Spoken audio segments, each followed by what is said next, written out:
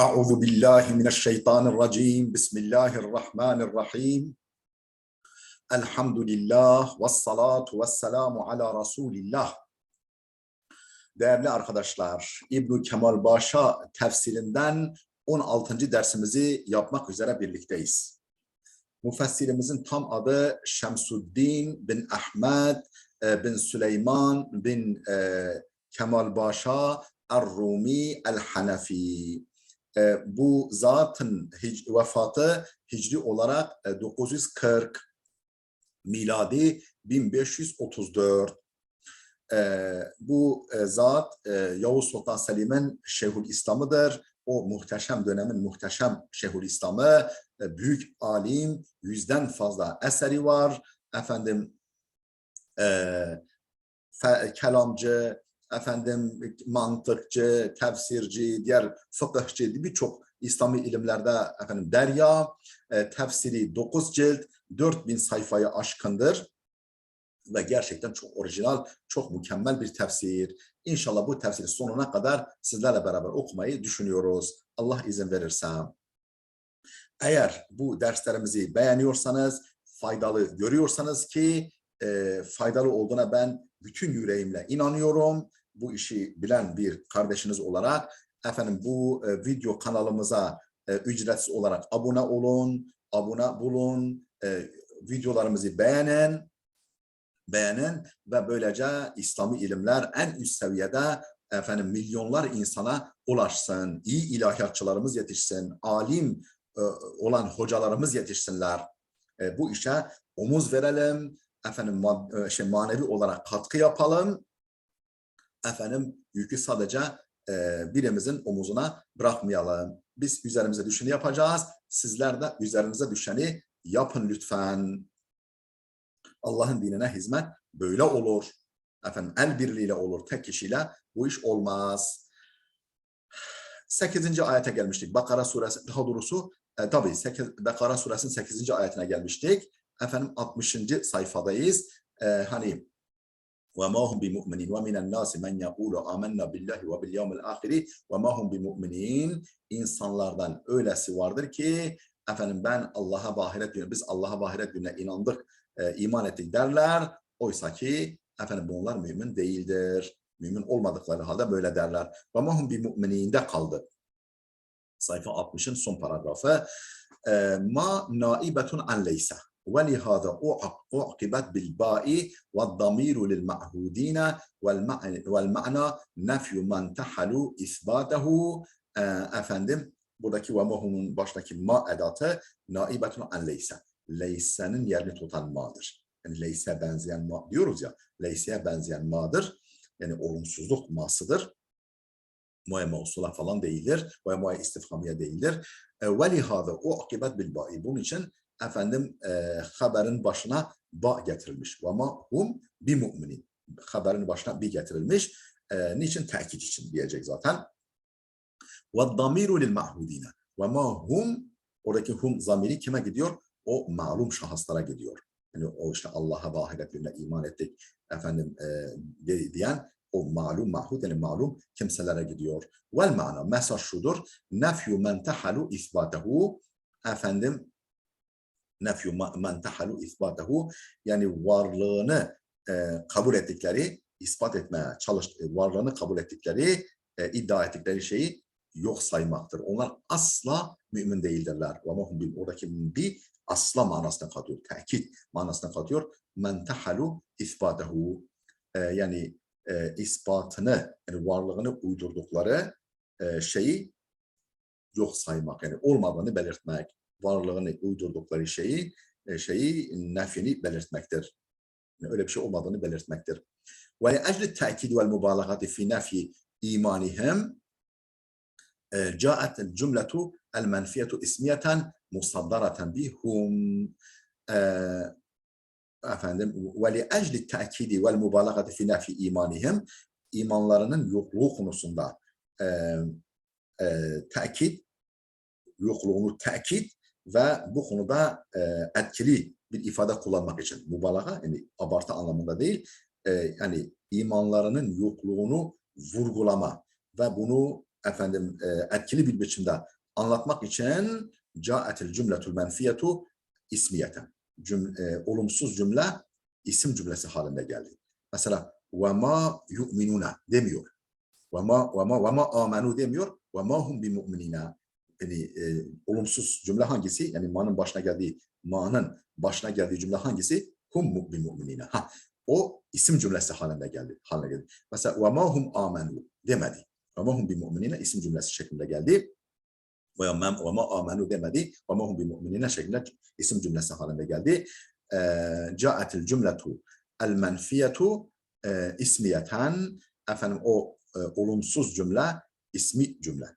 Yani isim cümlesi şeklinde geldi. Musaddaratan bihum başına hum getirilerek ve sulliten nefyu ala ismil fail efendim nefi edatı getirildi, taslit edildi, yani getirildi, konuldu. Ala ismil fail, ismil failin yer aldığı cümlenin başına getirdi. Ama hum bi mu'minin.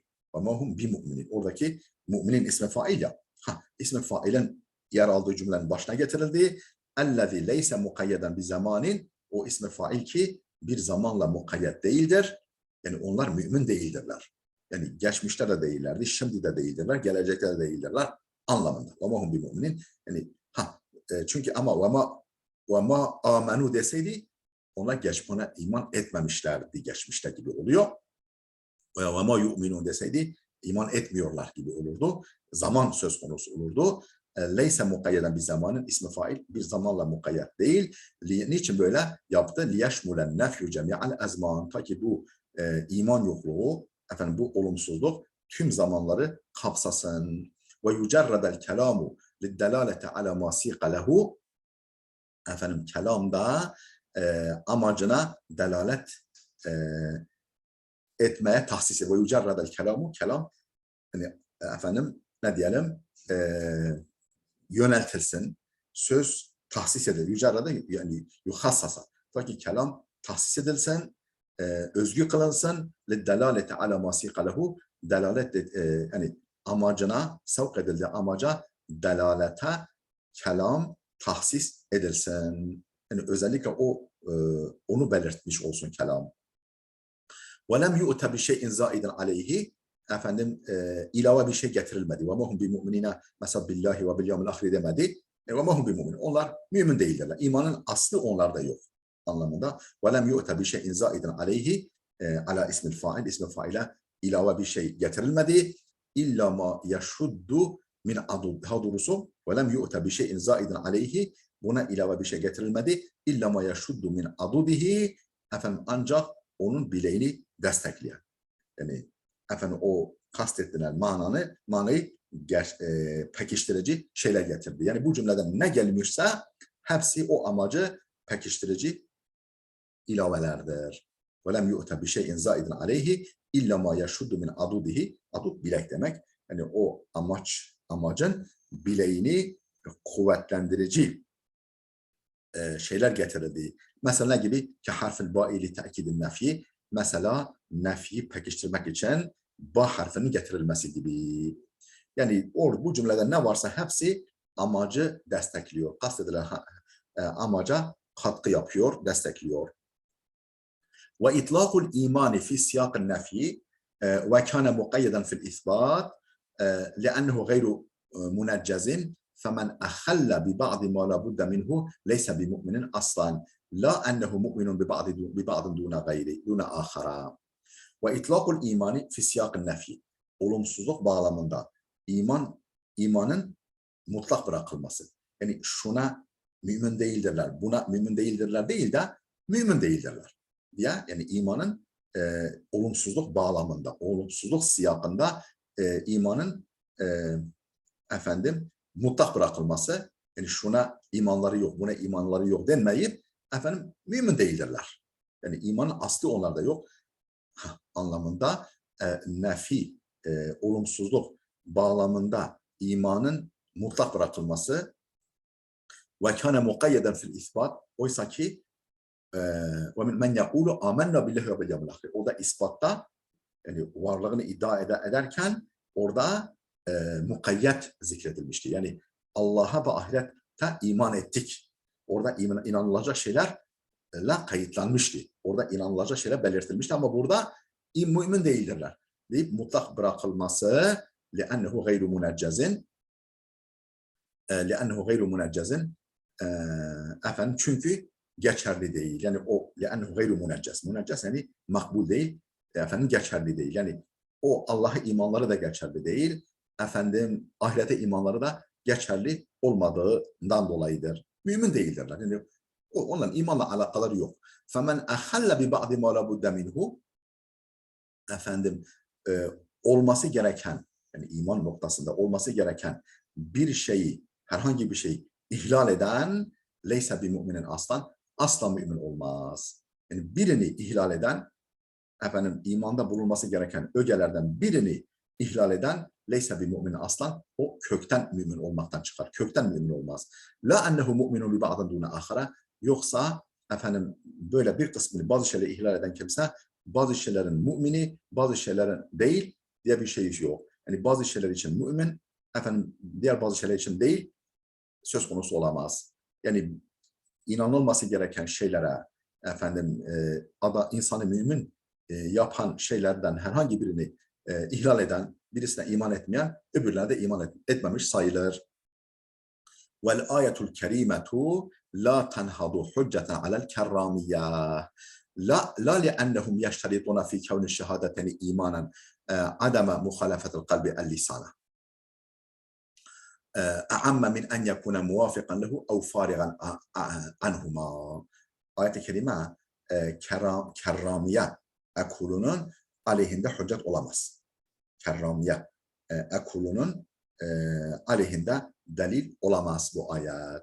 Yani bu müfessir haşa kerramiyeden olduğundan dolayı değil ama kerramiye cevap gibi ileri sürülürse bu doğru değil diyor. Vel ayetul kerimetu la ayet-i kerime la tenhadu elverişli değil hücceten delil olmaya alel kerramiyeti kerrami mezhebine ekoluna. Niçin? La li'ennehum yeşterituna fi kevni şehadeteni imanen ademe muhalefetil kalbi el lisana. Efendim şunu şart koştuklarından dolayı değil. La li'ennehum yeşterituna şart koştuklarından dolayı değil. Fi kevni şehadeteyni efendim iki şehadetin eşhedü en la ilahe illallah ve eşhedü enne Muhammeden Resulullah iki şehadetin varlığı konusunda şart koştuklarından dolayı değil. Şehadetin imanen yani iki şehadetin kelime-i şehadet iki şehadet eşhedü en la ilahe illallah Muhammeden Resulullah iki şehadetin iman olması konusunda şart koştuklarından değil. Neyi? Ademe muhalefet kalbi el lisana. Kalbin lisana muhalefet etmemesini şart koştuklarından dolayı değil. Yani iki şehadetin iman sayılması konusunda şunu şart koştukları değil. Neyi? Ademe muhalefetil kalbi el lisana. Yani kalp lisana muhalefet etmesin, tamam. O zaman iki şehadet iman sayılır. Bunun şartı ne? Kalbin lisana muhalefet etmemesi. Yani kalben inanmıyor, dille inanmıyor veya dille inanıyor, kalben inanmıyor. Efendim bunu şart koşuyorlar. Bundan dolayı değil. A'amme min en yekune muvafikan lehu ev farigan anhu. Daha genel. Neyden daha genel? Yani kalbin lisana muhalefet etmemesi. Bu daha geneldir. Neyden daha geneldir? A'amme min en yekune muvafikan lehu ev farigan anhuma. Yani kalbin dile muvafık olmasından veyahut da muvafık da muhalif de olmamasından daha geneldir. Yani kalp dile ne katılıyor ne katılmıyor. Veyahut da dildeki söylenene uygundur. Bundan daha genel olarak ne diyor? Efendim kalp lisana muhalif olmasın yeter mümin sayılmak için. Yani bundan dolayı bu ayet, yani bundan dolayı onların aleyhinde delil değildir. Değil. Yani böyle inandıkları için ayet onların aleyhinde delil olarak getirilemez değil. لأن احتجاجهم بأنه تواتر أن الرسول aleyhisselam ve sahabet ve tabi'in onların delilleri nedir ya? Deliller nedir? Onların delilleri yani şununla delil getiriyorlar. Onların delilleri şudur. بأنه تواتر أن الرسول aleyhisselam onlar diyorlar ki tevaturen gelmiştir ki Peygamber sallallahu aleyhi ve sellem ve sahabete sahabileri ve tabi'ine tabi'un radvanullahi teala aleyhim ecmain Allah hepsinden razı olsun. Peygamber, sahabe, tabi'un hepsi kanu yakna'une bil kelimeteyni mimmen ata bihima. Bu iki kelime yani kelime-i şehadet. Eşhedü en la ilahe illallah ve eşhedü enne Muhammed Resulullah kelimelerini efendim konu yakna'une bil kelimetin men ata bihim. Yerine getiren bu iki şehadeti söyleyen kimselere kanaat getiriyorlardı. Yeterli görüyorlardı.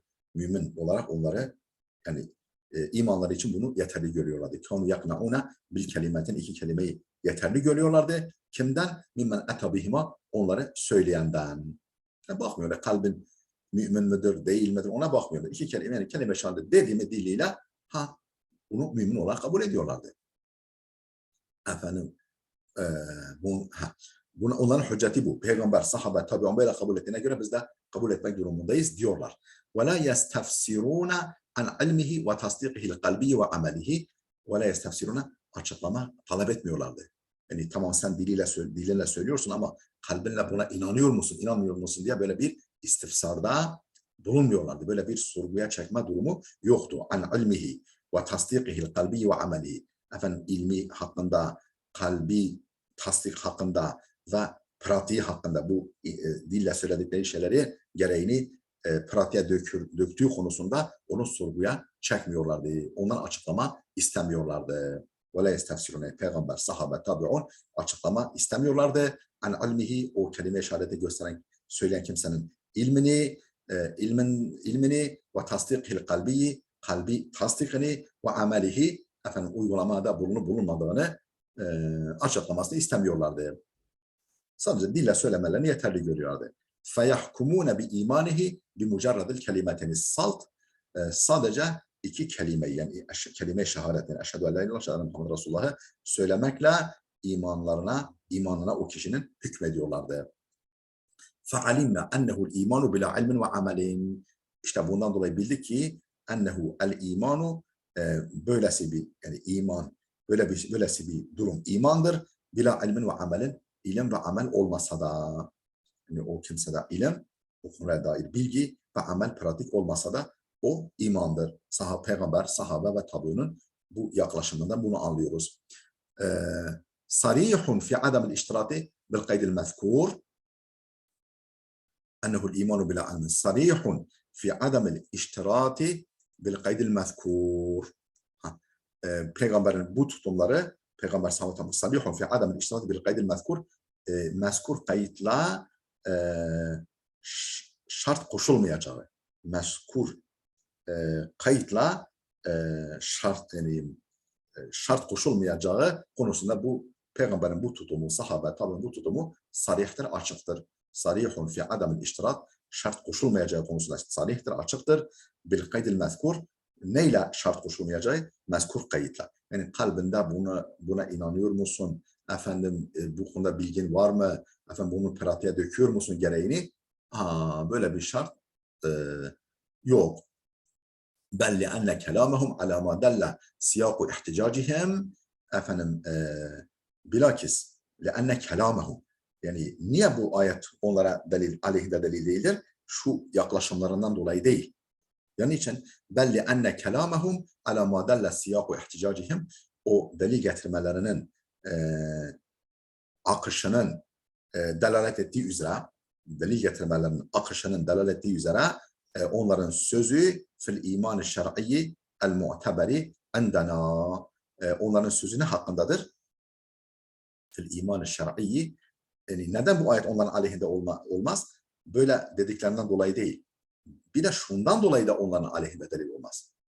Bir de şundan dolayı da bilakis yani o dedik öyle inandıkları veya yorumladıkları için değil bilakis leanne kelamehum fil iman-ı şer'iyyi el-mu'teberi yani endena bizce de muteber olan şer'i iman konusundadır onların sözü. Fi icra-i ahkam-ı İslami fi dünya yani dünyada İslam ahkamını icra hakkında bizce de muteber olan şer'i iman hakkındadır. Yani kelime-i şehadeti getiren efendim getiren kimseye şer'i ahkam uygulanır. Efendim ona mümin kabul edilir. Onunla Müslüman bir kadın evlenir. Efendim onlar Müslüman mezarlığında gömülür falan. Yani Müslümanların hakları, hukukları, sorumlulukları neyse onlar da uygulanır anlamındadır. Onların bu sözleri ne hakkındadır? Fil iman-ı şer'iyyil mu'teberi indena fi icra-i ahkamil İslami fi dünya. Dünyada İslam ahkamını icra konusunda bizce de muteber olan şer'i iman noktasındadır. Onların sözü bu bağlamdadır. Lel imani hakikiyil mu'teberi indallahi teala. Yoksa Allah katında muteber olan hakiki iman konusunda değildir. Allah katında muteber olan hakiki iman el munci anil huludi finnar. O hakiki iman ki ebediyen cehennemde kalmaktan kurtaran ve Allah katında muteber olan hakiki iman konusunda değildir. Konu o değil. فَلَا يَنْدَفِعُ قَوْلُهُمْ بِالْاِجْمَاعِ عَلَى اَنَّ الْمُنَافِقَ كَافِرٌ. Onların sözü bertaraf olmaz. وَلَا يَنْدَفِعُ قَوْلُهُمْ. Onların sözü, görüşü bertaraf olmaz, çürütülmez. بِالْاِجْمَاعِ عَلَى اَنَّ الْمُنَافِقَ كَافِرٌ.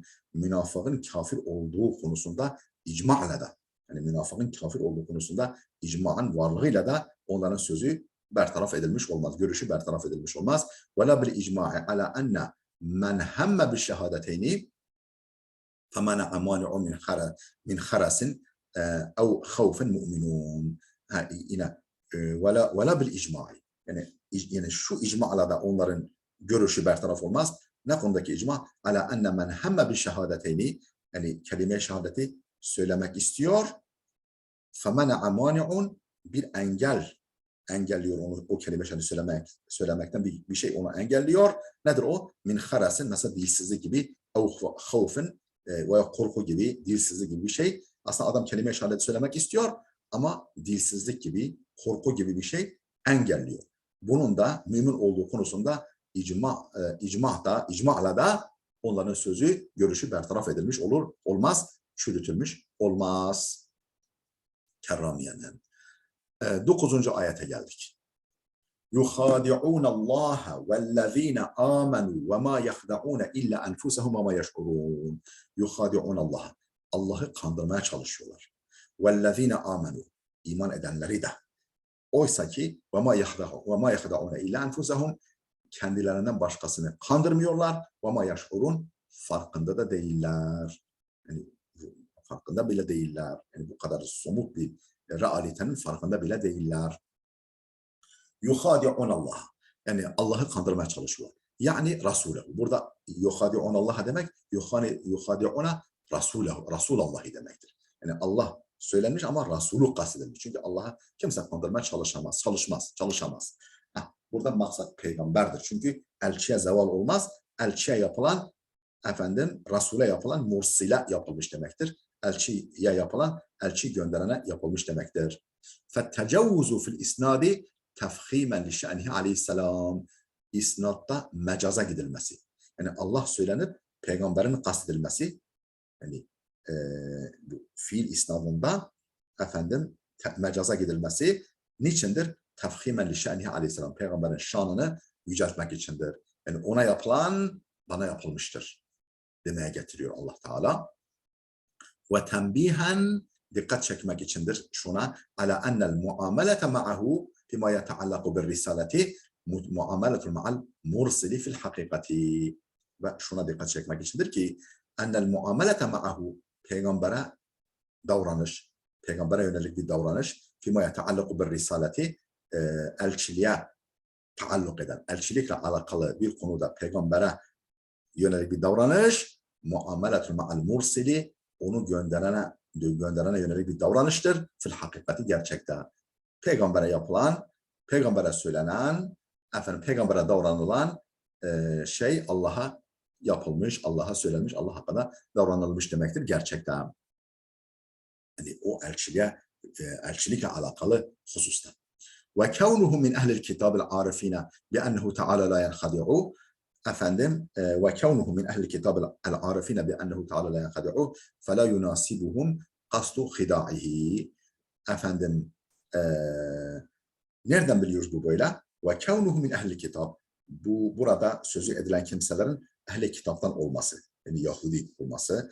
El-arifine bi ennehu teala la yenhadi'u. Allah'ın kandırılmayacağını bilen ehli kitaptan olmaları. فَلَا يُنَاسِبُ قَصْدُ خِدَائِهِ فَلَا يُنَاسِبُهُمْ قَصْدُ خِدَائِهِ. Allah'ı kandırmayı amaçlamak onlara uygun değildir. Yani zaten Allah'ın kanmayacağını bilen kimselerdir. Dolayısıyla فَلَا يُنَاسِبُهُمْ قَصْدُ خِدَائِهِ kasıtlı olarak Allah'ı kandırmaya çalışmak onların durumuna uygun değildir. وَاِنَّمَا يُنَاسِبُهُمْ Peki onlara münasip düşen, onlara uygun düşen ne? قَصْدُ خِدَاءَ Rasul. Peygamberi kandırma kastıdır.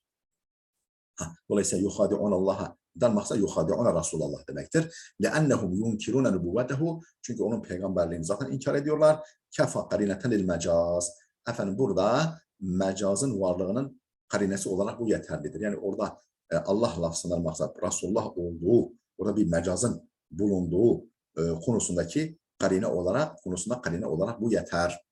Bu izahlar yeter.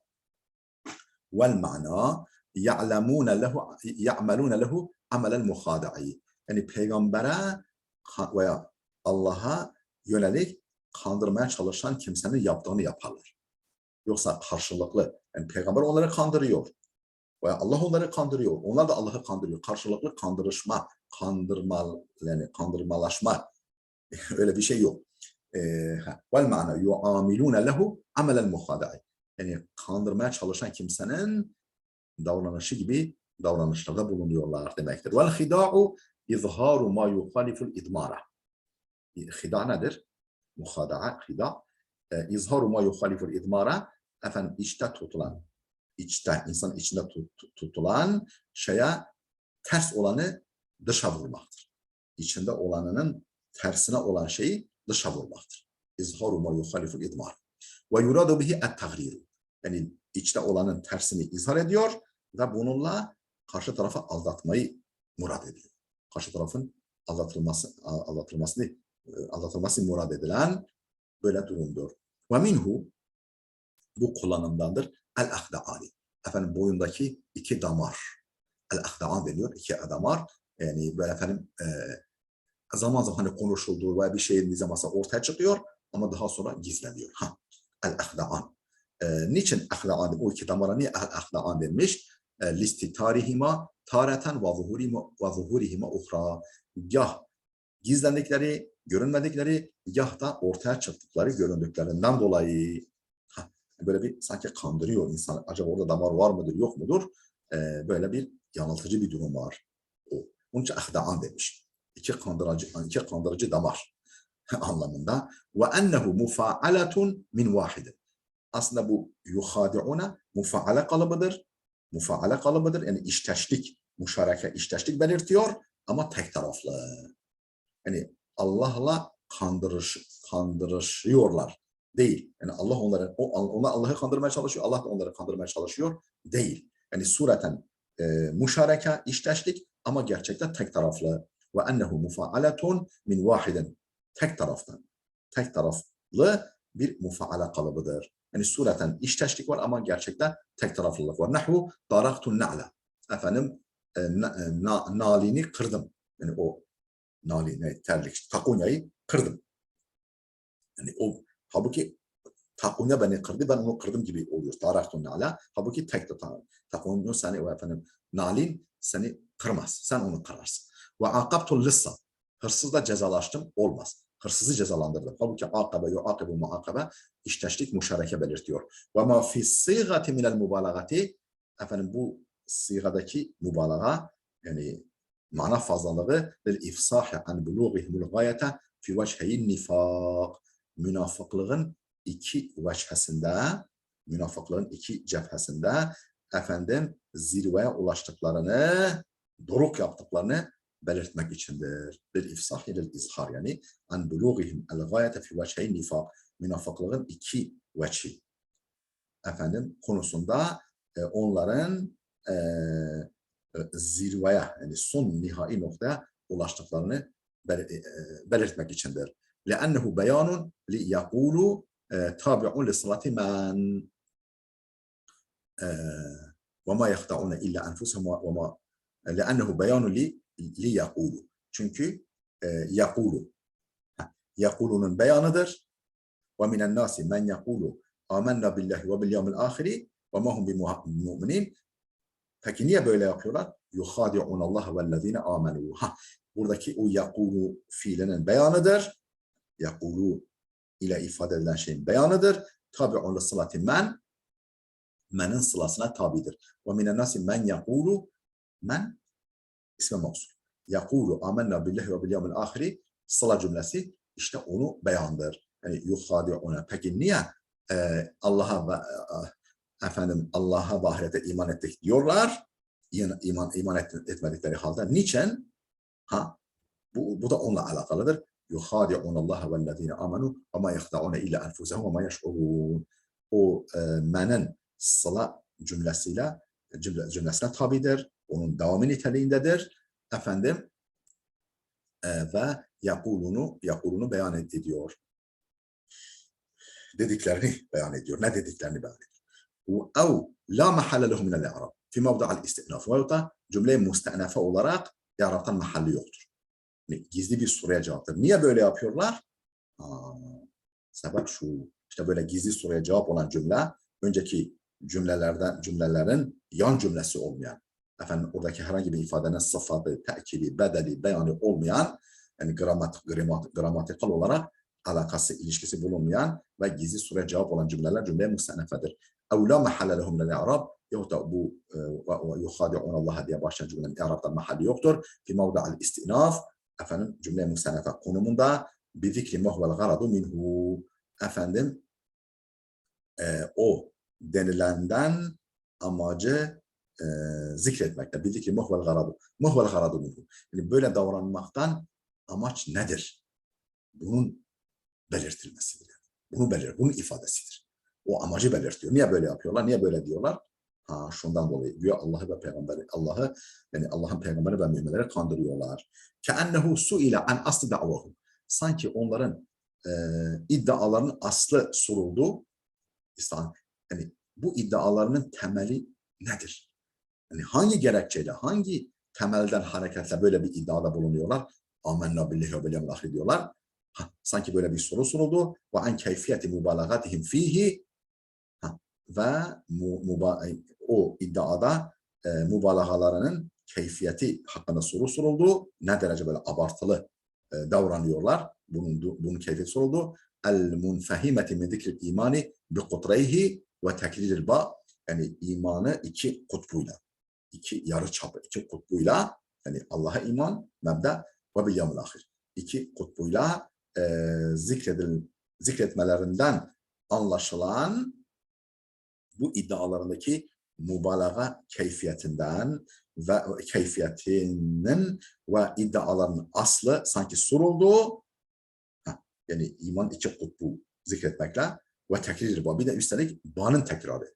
Amenna billahi ve bil yevmil ahir. O ba'nın tekrarı da orada bir yine mübalağa mana fazlalığı katıyor. Sanki bu niye böyle yapıyorlar? Bu hakkında sanki soru soruldu. Fe ucibe anhuma. Bu iki soruya şöyle cevap verildi. Ma'an. Bu iki soruya birden şöyle cevap verildi. Anil asli bil asli ve anil vasfi bil vasfı. Asıl olana asılla, vasıf olana vasıfla cevap verildi. Asıl olana asıl. Asıl iddialarına asılla. Vasıf olan iddialarına vasıfla cevap verildi. Ve ala takdiri i'tibaril hida'i minel canibeyn. Hadi peki bu yani tek taraflı değil de kandırma iki taraflı olduğunu düşünelim. Yani onlar Allah'ı veya peygamberini kandırmaya çalışıyorlar. Bunlar da onları kandırmaya çalışıyor. Böyle bir varsayıma göre ve ala takdiri i'tibaril hida'i min canibeyn, bu kandırmacanın iki taraflı olması takdirinde, durumunda yazidul beyanu ala kadril haca. Yazidul beyanu ala kadril haca ve yufsalul kelamu an muktadal makam. Yani beyan ihtiyaçtan fazla, yani ihtiyaçtan fazla olur. Bu da Kur'an'a yakışmaz. Yazidul beyanu ala kadril haca yani açıklama beyan ihtiyaç duyulandan fazla olur. Ve yufsalul kelamu an muhtadal makam. Kelam bağlamın gereğinden ayrılmış olur. Yani bağlamından koparılmış olur. Bağlamının gereğinden koparılmış olur diyor. Dolayısıyla tek taraflıdır. Bu mufaala kalıbı tek taraflıdır. Çift taraflı değil. وَالَّذ۪ينَ آمَنُوا يَجُوزُ اَنْ يَكُونَ ذِكْرُ اللّٰهِ تَعَالَى تَوْطِعَةً.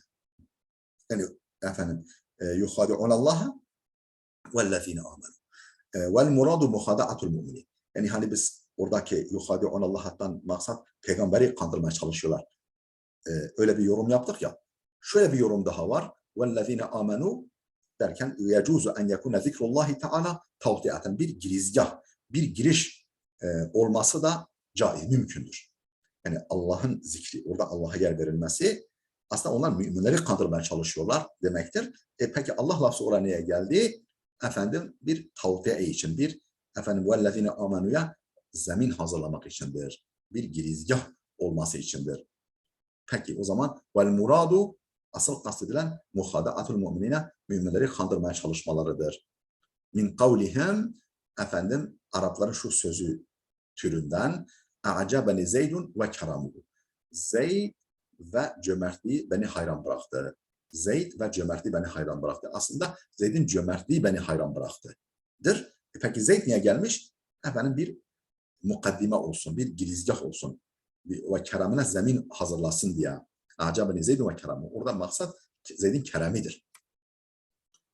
Ve faidetu hâzihi tarikati beyanu kuvveti ihtisasihim ve kevnihim minallahi teala bi mekanin. Peki niye Allah lafzı önce getirdi böyle bir girizgah olsun diye? Asıl müminleri kandırmaya çalışıyorlar. Allah lafzı oraya getirildi. Bu yöntemin faydası beyanu kuvveti ihtisasihim, ihtisasul müminin. Müminlerin özel konumlarının kuvvetini beyan. Ne kadar kuvvetli bir biçimde Allah nezdinde özel bir konumdadırlar. Onların özel konumlarının güçlülüğünü, kuvvetini beyandır. Yani Allah katında ne kadar önemli bir yere sahiptirler. Allah onlara yapılanları kendine yapıyor. Yapıyor, kabul ediyor. Ve kevnihi minallahi teala bir mekanen ve onların Allah nezdinde büyük bir makamda, büyük bir konumda, statüde bulunduklarını beyandır. Ve kevnihim minallahi teala Allah nezdinde bir mekanın azim. Lakin tafkim ve tazim içindir. Allah nezdinde büyük bir makama, büyük bir mekana sahip olduklarını beyan etmek içindir. Ve minhu kavlu teala, işte yine bu kullanımdadır şu ayet-i kerime. Vallahu ve rasuluhu ahakku en yurduhu. Allah ve Resulü efendim onu memnun etmeye kendisini memnun etmelerine daha layıktır. Allahu ve Resulü ahakku en yurduhu. Yani aslında en yurdu Resul'e. Allahu ve Resulü ahakku en yurduhu. Mesela en yurduhuma demiyor.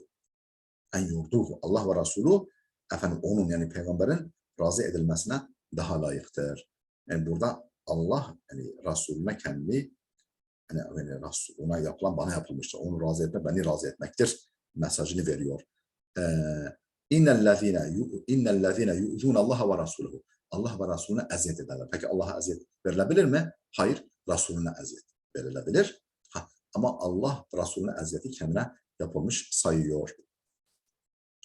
وَمَا يَخْدَعُونَ اِلَّا أَنْفُسَهُمْ وَمَا يَشْعُرُونَ. Efendim onlar ancak kendilerini kandırıyorlar. وَمَا يَشْعُرُونَ. Efendim his bile etmiyorlar. Farkında bile değiller. Nefsu şey'i zâtuhu. İlla enfusehum. Enfus kelimesinin tekil olan nefs kelimesi bir şeyin nefsi onun zatıdır. Ve hiye minen nefaseti. O da nefaset kökünden geliyor. Yani değerlilik, nefis. Nefaset kökünden geliyor. Yani herkesin canı kendisi nezdinde çok kıymetlidir. Yuqalu khada'a iza lem yablugh muradahu ve khada'a iza balagha muradahu. Yani Araplar yani khada'a ifadesi kullanırlar. İza lem yablugh muradahu. Yani kandırmaya çalıştı. Ama başaramadı. Khada'a derler. Yani yukhadi'una khada'a yukhadi'u iza lem yablugh muradahu. Yani amacına ulaşmadığı zaman khada'a yukhadi'u kullanırlar Araplar ve khada'a yakhda'u kullanır iza balagha muradahu. Yani gerçekten de kandırınca bu kandırma niyetinde efendim sonuç alınca khada'a derler. فَلَمَّا لَمْ يَنْفُذْ خِدَاعُهُمْ فِي مَا قَصَدُوا كَانَ مُخَادَعَةً.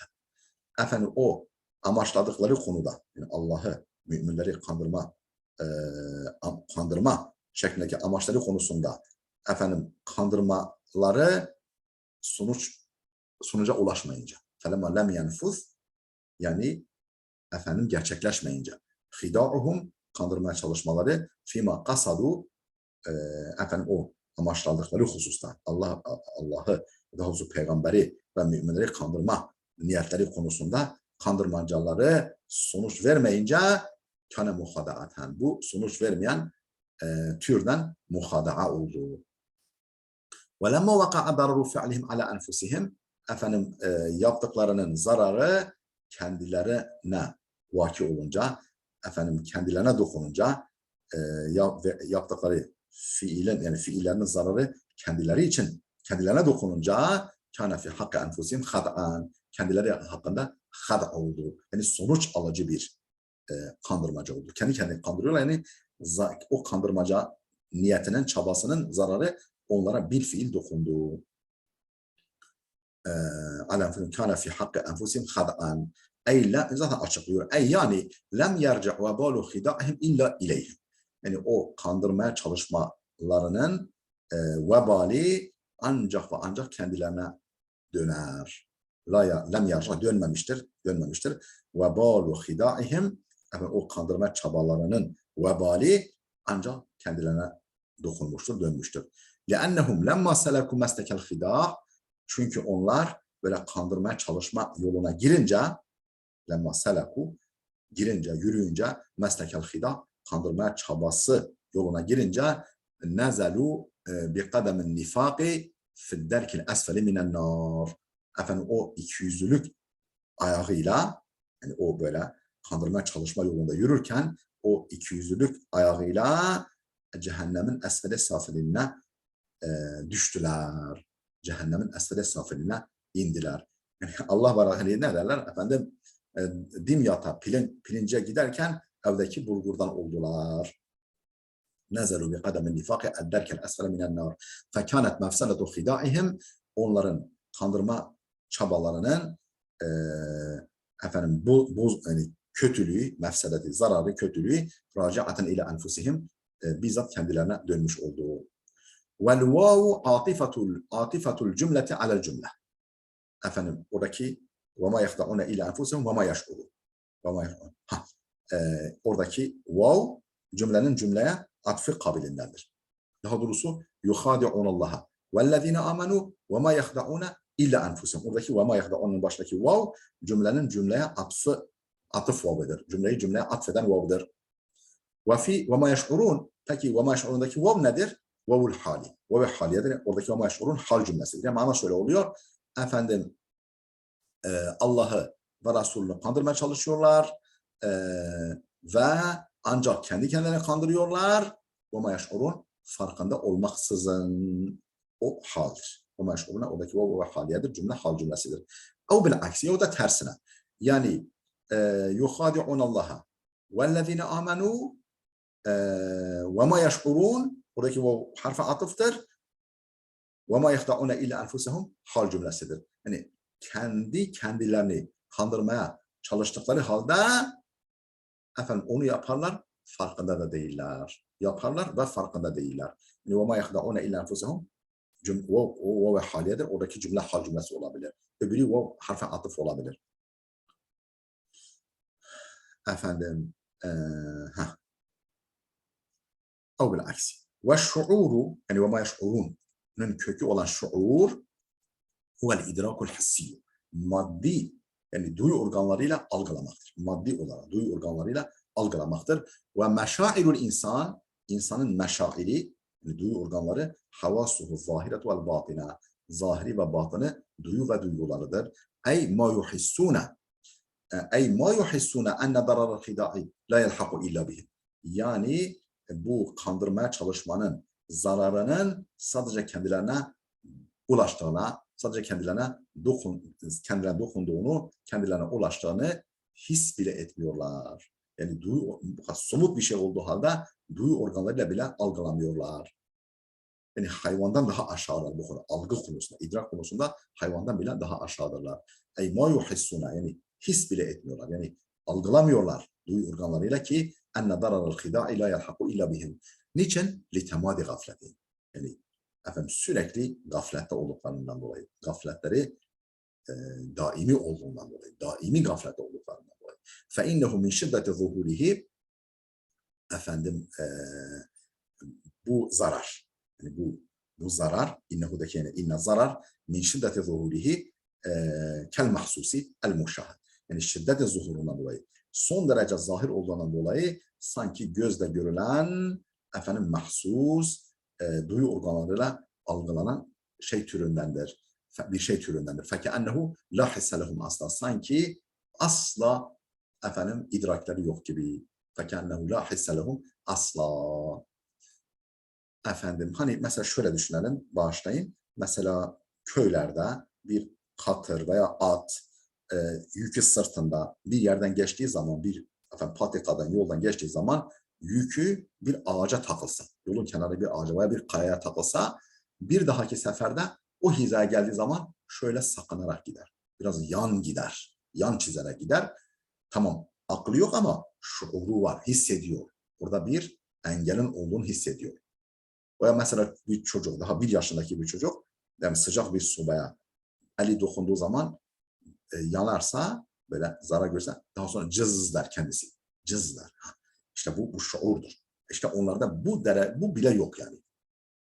فَكَأَنَّهُ لَا حِسَّ لَهُمْ أَصْلًا وَلَيْسَ نَفْيُ الشُّعُورِ هُنَا كَنَفْيِهِ فِي قَوْلِ تَعَالَى. Buradaki şuurun, tırnak içinde şuurun yokluğu, efendim şu ayetteki şuurun yokluğu gibi değildir. وَلَيْسَ نَفْيُ الشُّعُورِ هُنَا كَنَفْيِهِ فِي قَوْلِ تَعَالَى لَا يَحْطِمَنَّكُمْ سُلَيْمَانُ وَجُنُودُهُ.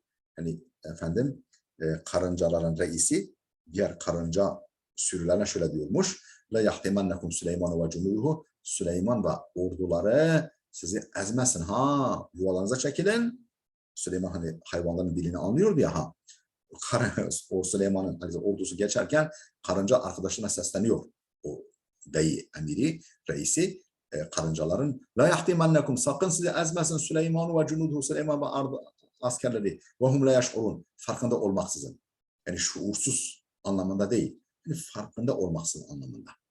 لَأَنَّهُ لِبَيَانُ الْعُذْرِ مِنْ جِهَةٍ. Çünkü ama yaş onun farkında olmaksızın onlar tarafındaki mazereti beyan içindir. Yani yanlışlıkla sizi ezmesin anlamında. وَهَذَا التَّعْظِيمُ وَهَذَا bu ise yani وَمَا يَشْعُرُونَ. Peki bu münafıklar hakkındaki وَمَا يَشْعُرُونَ ise لِتَعْظِيمِ الْاَمْرِ عَلَى الْمُنَافِقِينَ. Münafıklar hakkında durumun dehşetini beyan etmektir. Yani bunlar idraklerini yitirmişler. Duyu organları bile işlemez olmuş yani. وَاَنَّهُمْ مِنْ مَعَ جَهْلِهِمْ يَجْهَلُونَ جَهْلُهُمْ.